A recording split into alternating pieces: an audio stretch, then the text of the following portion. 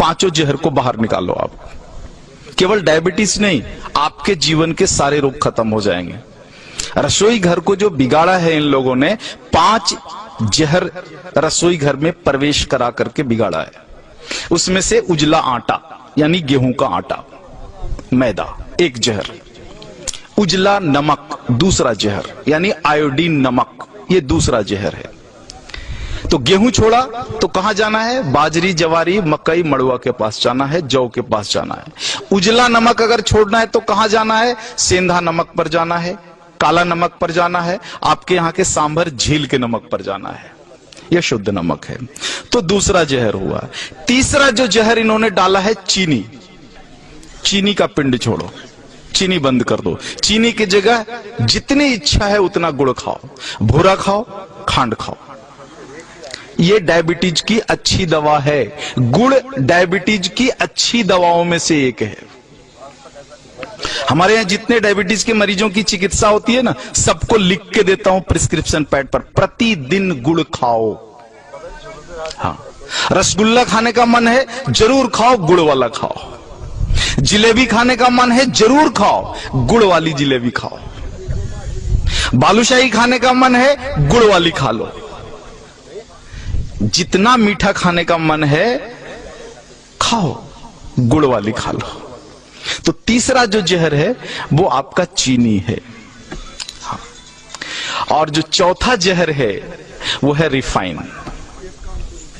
हाँ, इस रिफाइन को बाहर निकालो।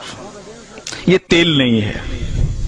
आर्थराइटिक्स भी सबसे ज्यादा राजस्थान के लोगों को है।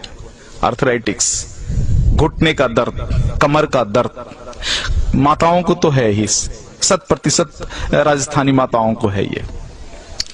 कारण आपने इस शरीर को तेल और घी तो दिया नहीं, तेल के नाम पर रिफाइन दिया और घी के नाम पर बटर ऑयल दिया। कहते हो घी खाते हैं, लेकिन वास्तव में वो बटर ऑयल है, घी नहीं है। आप कहते हो तेल खाते हैं, तेल नहीं खाते, रिफाइन खाते हो आप। रिफाइन अलग है और तेल अलग है, दोनों एक नहीं हो सकता। तो इस रिफाइन को बाहर निकालो और तेल को लेकर के आ जाओ। तेल सरसों का हो सकता है, तिल का हो सकता है, आपके यहाँ अच्छा राई, सरसों, तिल, ये 3 चीजें तो मैं जानता हूं, और शायद कुछ मूंगफली का भी बढ़िया हो सकता है। ये सारी चीजें हैं। 2 विरुद्ध चीजें हैं, एक सूर्यमुखी और सोयाबीन।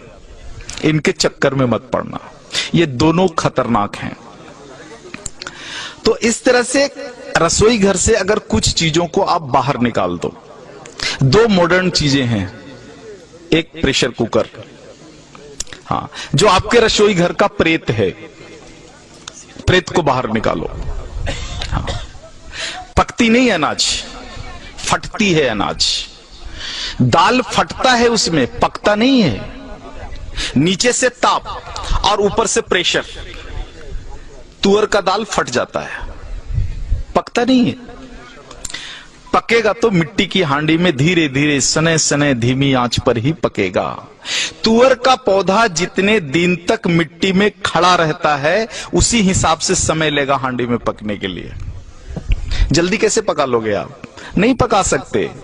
वो मिट्टी में 10 महीने तक खड़ा रहा है तो 10 मिनट तो लेगा ना चूल्हे पर पकने में। आप फटाफट 2 मिनट में पका लोगे, पकता नहीं, फट जाता है।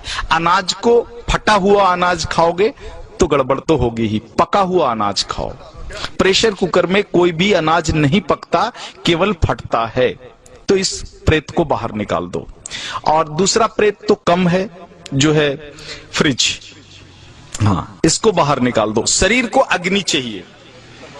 फ्रिज की सारी वस्तुएं शरीर के अग्नि को खराब कर देने वाली है। शरीर में अग्नि नहीं होगा तो पचेगा ही नहीं, और पचेगा नहीं तो सड़ेगा, और सड़ेगा तो वायु निकलेगा, और वायु निकलेगा तो पता है वायु क्या क्या करता है? पूरे शरीर में उपद्रव करता है। पैरालिसिस इसी में से आया हुआ है, हार्ट अटैक इसी में से आया हुआ है, ब्रेन हैमरेज इसी में से आया हुआ है। तो ये 2 प्रेत को निकाल दो, और इन वस्तुओं को अगर आप निकाल दो रसोई घर से बाहर, तो बचा हुआ 25% डायबिटीज वहीं खत्म हो जाता है।